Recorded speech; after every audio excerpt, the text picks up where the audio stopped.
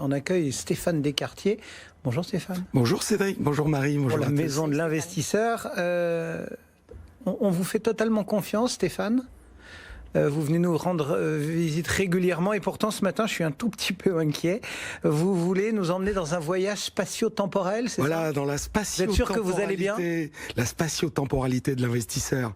Alors rassurez-vous, je ne vais pas vous parler de la courbure de l'espace-temps d'Einstein, dans sa théorie de la relativité générale en 1915, ni, pour revenir à l'immobilier, de la propriété spatio-temporelle.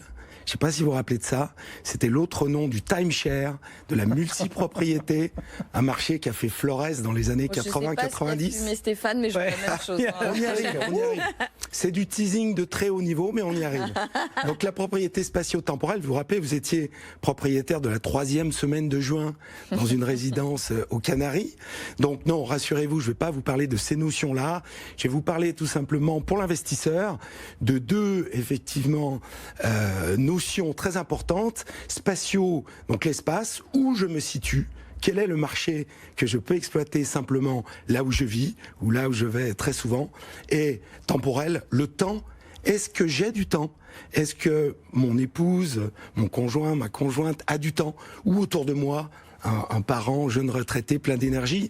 Donc ces deux notions, effectivement, de marché sur place que je peux exploiter et le temps dont je peux disposer ou pas, sont deux notions qui sont très importantes et qui, je trouve personnellement, manquent souvent dans les diagnostics qui sont faits pour l'immobilier, notamment par gestionnaires de patrimoine qui vont être généralistes. Ouais, enfin généralement, vous le dites, tous ceux qui touchent de près ou de loin au patrimoine nous mettent souvent dans des cases, oui, mais plutôt avec un profil fiscal, non ? Voilà, c'est souvent un gestionnaire de patrimoine va découper ses interlocuteurs, enfin en l'occurrence ses clients, par profil. Il va les saucissonner par profil.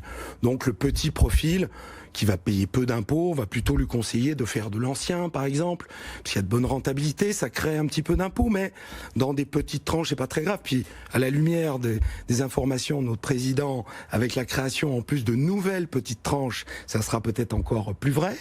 Ensuite, les profils moyens, on va peut-être leur conseiller, par exemple, un profil à 10 ou 15 000 euros d'impôts, leur conseiller, ou un peu moins 5 000 euros du Pinel ou du meublé à l'amortissement. Et puis, le gros profil, à plus de 15 ou 20 000 euros d'impôts, plutôt vers des solutions type Malraux, monument historique ou déficit foncier, par exemple, si les gens ont des revenus fonciers. Et effectivement, je trouve que c'est un petit peu réducteur et justement, il faut absolument, je pense, je vais vous citer quelques exemples, ne pas négliger la spatio-temporalité de l'investisseur. On y revient. Non, c'est pas juste pour faire genre. Voilà, non, c'est pas juste pour utiliser des mots compliqués, pour montrer que dans l'immobilier aussi, on sait utiliser des mots compliqués, pas du tout. Quelques exemples. Ouais, allez-y, illustrons le propos. Illustrons le propos. Par exemple, vous vivez, comme c'est le cas de millions de Français, vous vivez dans une ville moyenne, moyennement dynamique, mais pas sinistrée sur le plan économique, ni saturée en logement. Donc il y a plein de villes comme ça en France, et heureusement.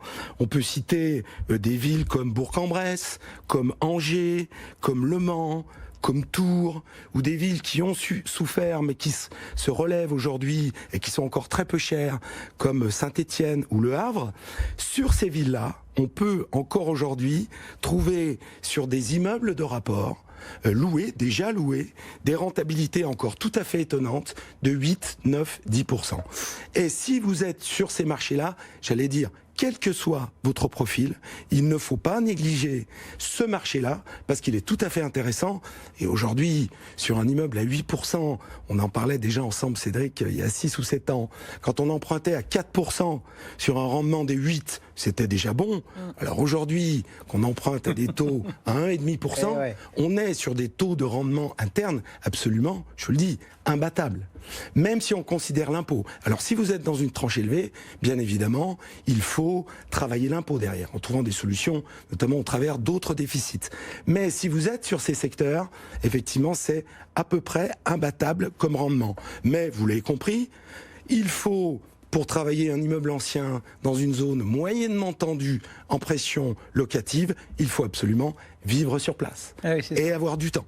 Hein, c'est là. Ça y est, il nous a ramené le spatio et le temporel. Temporalité de l'investisseur. Et là, il en a perdu beaucoup parce que bon. Alors un deuxième exemple, qui va encore plus peut-être parler à nos auditeurs et téléspectateurs. Vous êtes dans une ville propice au Airbnb, mais pas réglementée, ou alors pas Paris. Comme à Mars, pas Paris, ou pas réglementée, mais où effectivement il n'y a pas de contrôle, pas de sanctions, comme Marseille par exemple, ou d'autres villes comme La Rochelle. Vous êtes sur ces villes-là. Si vous avez aussi un peu de temps, vous ne pouvez pas négliger là non plus le marché du Airbnb, puisque là aussi, Airbnb versus une location normale, nue ou même meublée, location normale, vous allez pouvoir aller chercher du 4-5%.